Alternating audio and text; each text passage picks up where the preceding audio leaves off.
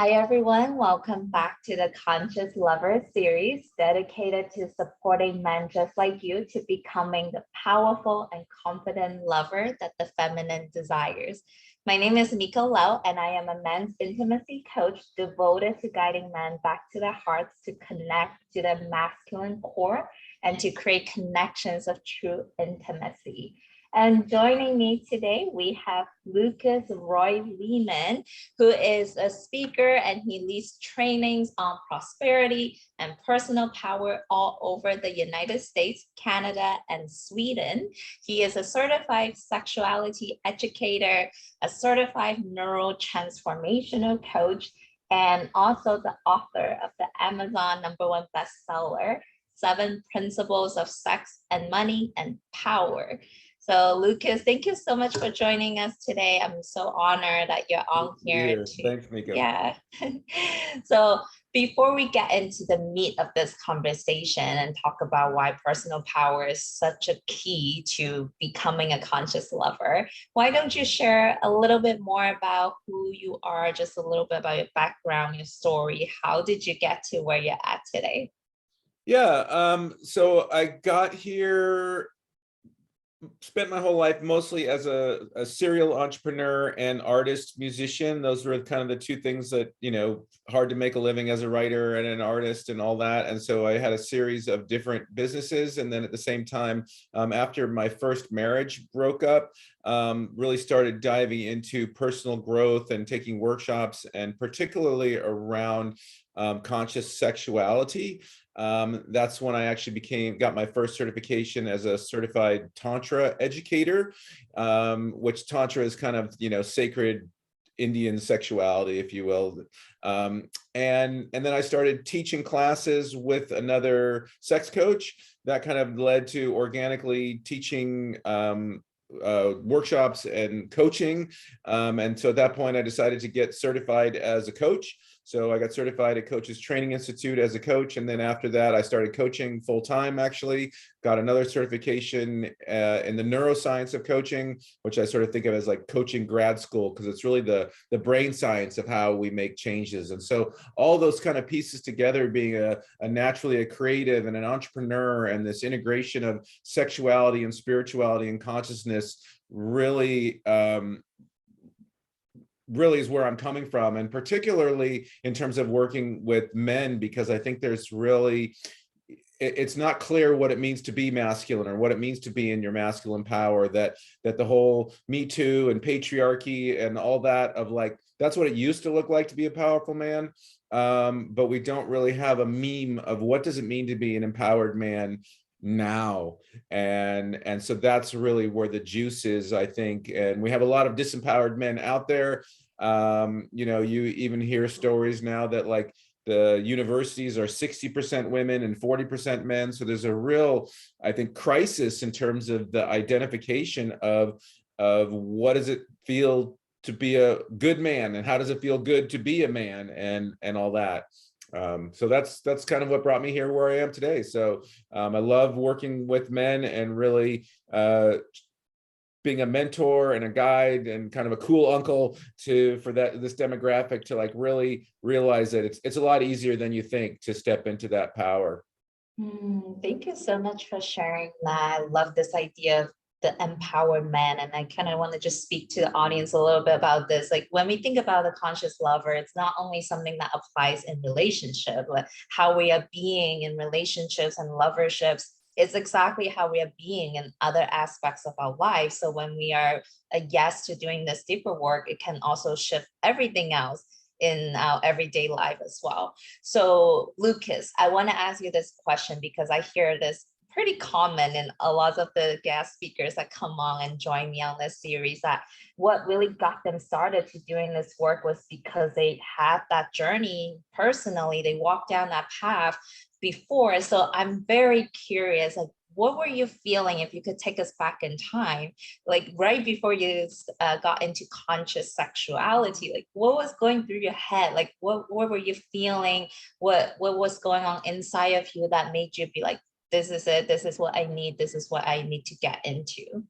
Yeah, well, I guess it really, like I said, it kind of comes from, the ending of my first marriage, which I look at as successful. We loved each other. We lasted 10 years, but basically I knew who I didn't want to be as a man. I didn't want to be my dad, who, was the king of the castle, but in a real authoritarian way, my way or the highway. And and so I kind of learned how to be, whatever, the sensitive new age guy. And that basically came from this place of pleasing and what do you want, honey? And trying to make her happy, which only went so far ultimately, because ultimately I was only acting in response to her. And so in some ways what ended up happening was she ended up being the more masculine one and the more feminine one in the relationship. And I didn't know how to move powerfully. I didn't know how to get what I wanted. I didn't know how to speak my needs. I think I had a belief that if you actually knew me and my truth, that you would leave me. And so I created that reality essentially because I don't want to say that I pretended, but like I put my own needs aside to take care of my partners. And then at some point, would be like, okay, now I'm safe to share my needs. And it actually wasn't safe because that wasn't the construct of the relationship. And so I was just interested in expanding my capacity as a lover, as an intimate partner, and also noticing the other things too. I was in my 30s by that point, just changes in my body, and how, particularly after we tried to get pregnant for a while, um, and that sex was depleting me energetically. And so that was really also part of the exploration of how what is this about, and how do I get it on top of it, and totally revolutionize my relationship to sex, to intimacy, and my own power, because I wasn't giving my power away to get sex. I wasn't giving my power away after sex, um, all that. So that's kind of the short, long version, I guess. Yeah, that was powerful. So now I'm really curious, like, what is your definition of personal power, especially like for a man? What does an empowered man looks like to you? Yeah, thanks. So in my book, I define personal power as my ability to manifest my desires with ease. And I think of that sentence, most people would focus on the external, the ability to manifest. How do I get more stuff out there? How do I make it happen? And and that's true, but more importantly, actually, the first step is desire. And desire is different than wanting. Wanting is I'm lacking something and I think I'm going to go get it. Desire is actually what's the positive feeling that I think when I get that thing, I'm going to get. So, as opposed to, I want to get a house one day. Well, what's the desire? The desire is actually security, prosperity. So we learn, I think it's a shift of mindset in a way that from hunting to gardening, that if I grow this garden, I don't have to go hunting a deer. If I grow a garden, the deer will actually find their way to my garden. And then the other piece being manifesting my desires with ease, which doesn't necessarily mean quickly or easily, but what's my relationship to my experience of right now? How am I present? Where am I finding the joy right now? Because if I'm always focusing on what I'm trying to manifest in the future, I'm going to be in a place of frustration and not happy because I'm trying to get from some not so good here to some better there. And so, again, back to this notion of gardening. What's here in the garden today? What can I cultivate? How can I fertilize what's here so that tomorrow I can see it's a maybe there aren't more tangerines on the tangerine tree, but there are more leaves or there are more buds, or that I can get into the process of things. The difference in a way between what I share with my clients is my clients are looking for often like success looks like that. And so then there's this gap between where I am and trying to get to success. And in that gap is disappointment, frustration, disillusionment. And how do we break that down into the steps of succeeding so that I can be succeeding today on my path to success, not every day I'm a loser until I get to the finish line of success. Mm, I love the analogy of hunting and gardening. I love visual analogy, so I can really see the huge difference is the energy that you carry across being in those two different scenarios. The gardening situation, you're embodying what you desire, so you already have it in Right. this moment, and that is very magnetic. That's very attractive, and I can see how we can apply that in, let's say, attracting, calling in a lover or a partner. We Right. can, instead of coming from that neediness of I want a partner, but really embodying that desire in the now. Right, because again, like I kind of like using the analogy of like deer. Like as a man, I'm looking for a deer out there, right? And so if I'm hunting, even if I get one, there's actually this separation of other a power over, as opposed to, oh, I've planted the vegetables in the garden and she feels safe here and I can actually pet her, and there's a different connection that becomes available when I'm coming from this place of expansion and attraction rather than contraction and hunting. It's a totally Mm. different energy. Mhm. Yeah, and you mentioned something that was really important. I want to emphasize. You said making her feel safe, but for her to come in, that you can pet her and like Right. love on her. And so I'm curious if you see like a link between a man and his personal power and the sense of safety that he may emanate or he may generate in his presence. Yeah, well, I think so. A man in his power is coming from a more generous place. That he's not coming from a needy, lacking place. So therefore, he can see the bigger picture. He can have patience. He can understand what her needs, wants, and desires are. And I think of this in terms of the dating world. Typically, the stereotype is the guy will take whatever he can get, right? If she's gonna give him a kiss on the first date, great. If she's gonna fool around on the first date, great. If she's gonna have intercourse on the first date, you know and if she does do that, he like gets a notch on his belt and then never calls her again. But there's almost a sense of, again, coming from the scarcity place. Well, I better take what I can get because I don't know if I'm ever going to have another chance again. Back to the hunting, gardening. I better shoot this deer today rather than, oh, look at all the deer that are coming into my garden. Tomorrow there's going to be more. There's no scarcity, and from the lack of scarcity, then there's a place of what's appropriate in this moment. And what happens, ironically enough, is if I'm there as in a predatory way, like I'm going to go as far sexually on this date as she's going to allow me, then in a way she's setting the boundary. She's the one who's making the clarity. Those are masculine traits. Here's what we're doing. This is the vision. Here's what feels right. And then he's just right. So in some ways, and that speaks to why, well, she said this, but then she went back and forth because her feminine wants to relax and open and surrender to this man she's attracted to. But then her masculine saying, no, it's not safe. We got to protect against this guy. He might be a predator. And so it's really important for the man to say, hey, I'm here to make you feel safe. And what feels appropriate on this date, this night is, you know what? We don't know each other very well. We're not going to have sex tonight. Do you want to come up and sit on the couch?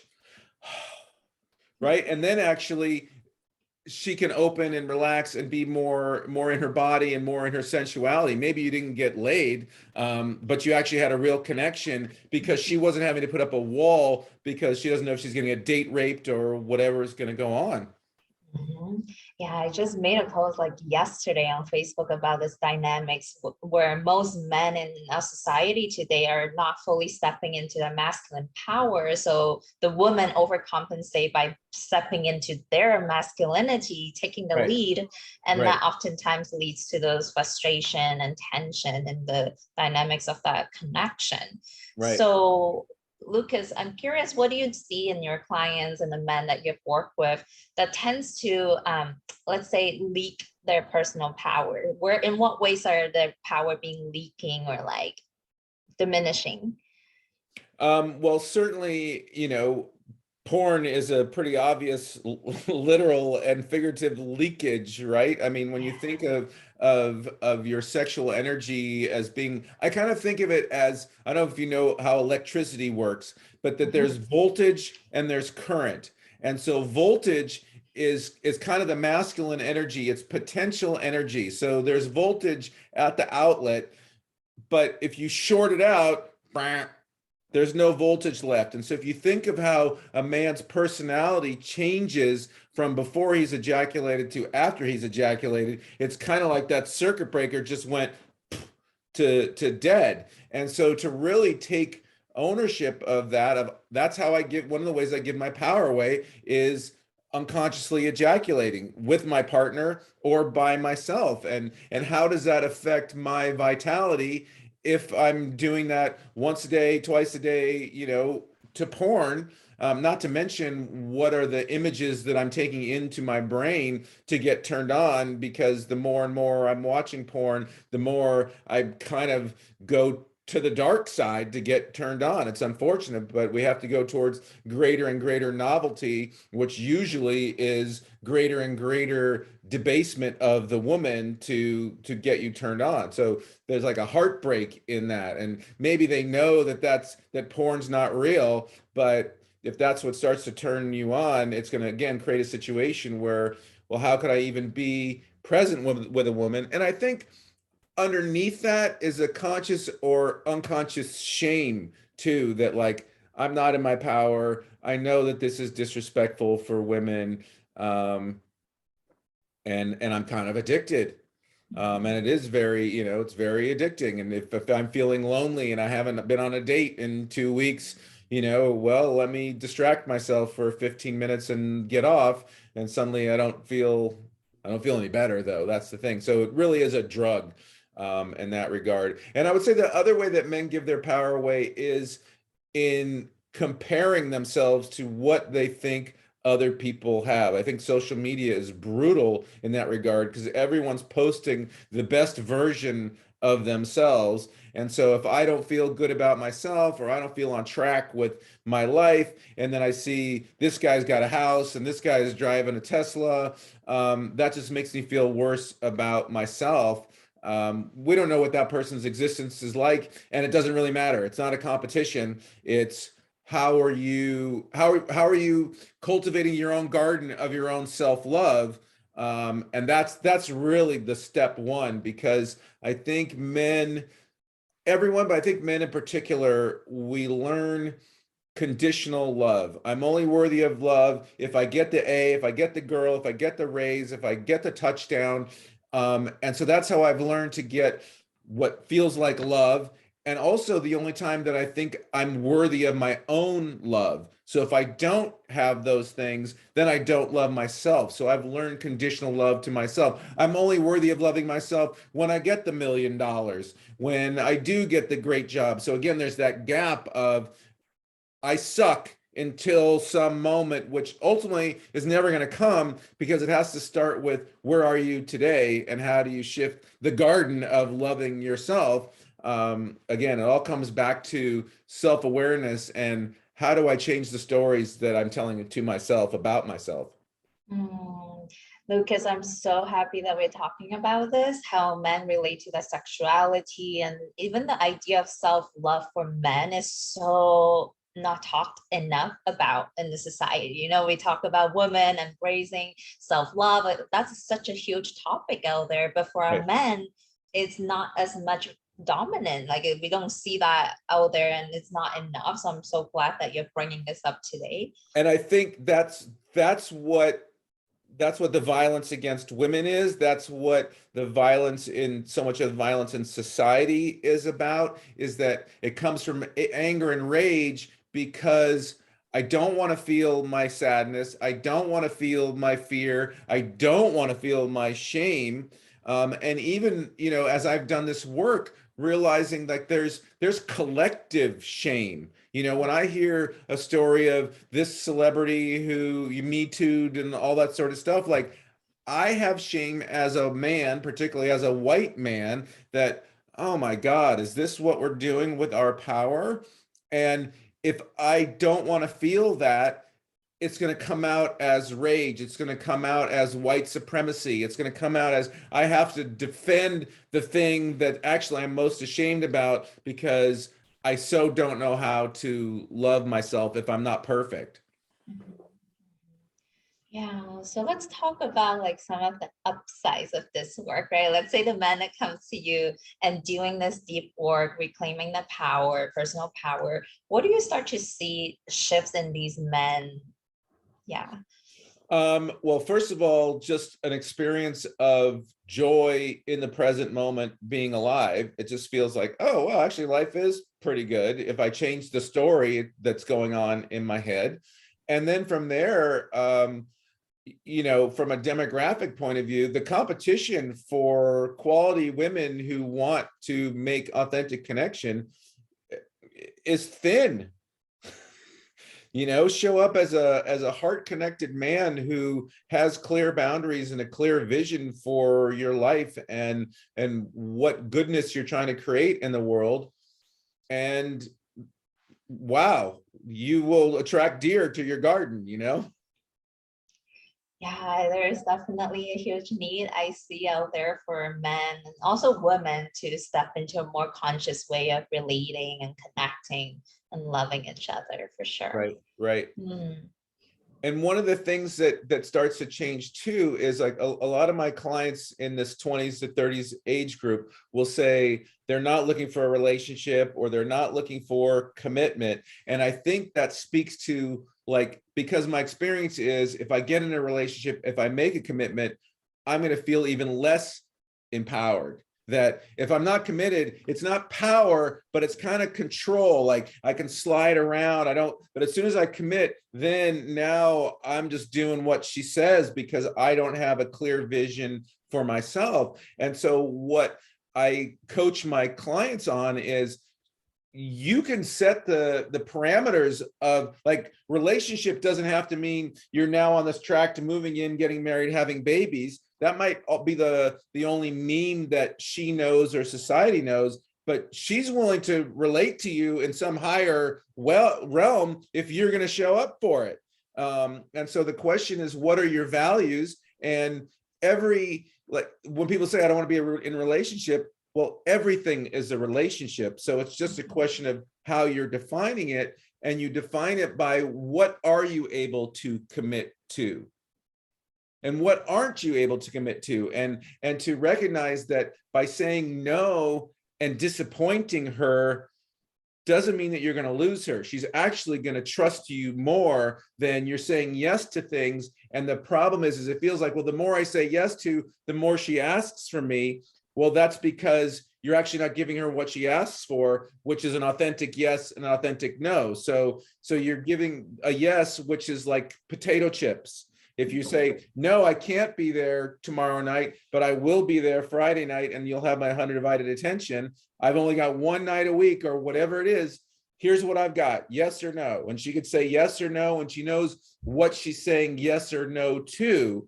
But all the drama and all the fighting and all the pushing to try to get a deeper commitment is really about her wanting to feel safe and that she can trust you. And that's just a question of what are you committed to and are you showing up for your agreements? It's actually way simpler and takes way less energy than what you're doing. Yeah, as a woman and a woman that's very feminine, I can speak to this. Like it is very attractive when a man is certain and is clear about what he wants and takes the lead in that dynamics, and the feminine can really surrender and relaxes into his leadership. And that's a very attractive thing for sure. Right. Right. Yeah. Even something like, I'll joke like, you're watching the football game and she says, hey, you want to go shopping at the mall with me? He's like, well, maybe later. And then she comes in and he's watching the next game. Hey, I thought we were going to go shopping at the mall. Yeah, well, after this game. And then, right. Whereas he because he doesn't want to say no to her that she's going to be upset, but he's way better off to say, you know what, I don't want to go to the mall and I'm going to watch football all day. And she might go like, and then go to the mall, but at least he's not a schmuck. At least he's just saying, I got to watch the football game. I don't want to go to the mall. deal with it, as opposed to this wishy-washy, well, like that's the thing that's really, that's power, is to risk saying, what's your true no, what's your true yes, and then she knows who she's in relationship with, not some sort of squishy yes guy who's then gonna lie to her or not show up on his commitments. Yeah, and that ultimately cultivates trust and Right, respect from the woman to the man. right, Mhm. yeah.